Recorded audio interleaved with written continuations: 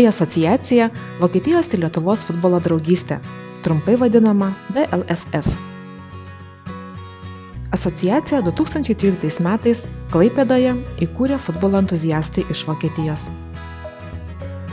DLFF yra nepelno siekianti organizacija, stiprinanti Vokietijos ir Lietuvos ryšius bei skatinanti vaikus ir jaunimą žaisti futbolą.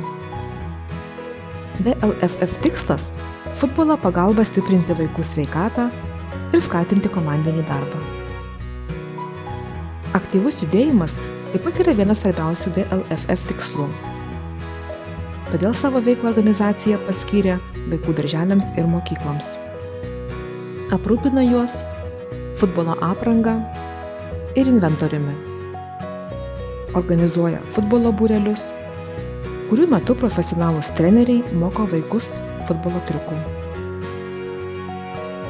Vilniaus Viršuliškių mokykloje jau 2 metus vyksta DLFF remiami futbolo būreliai. Svarbiausias metų įvykis vaikams yra kelionė į Vokietijos miestą Jeną, kuriame vyksta tarptautinis futbolo turnyras. DLFF jau parėmė darželius ir mokyklas Vilniuje bei Anykščiuose. Bet Lietuva yra didelė. Ir daugelyje mokyklų trūksta futbolo inventoriaus bei gerų sąlygų sportuoti. Tam, kad vaikai turėtų visas sąlygas sportuoti, reikia gerų žmonių, norinčių prisidėti prie asociacijos Vokietijos ir Lietuvos futbolo draugystė veiklos. Kviečiame prisidėti.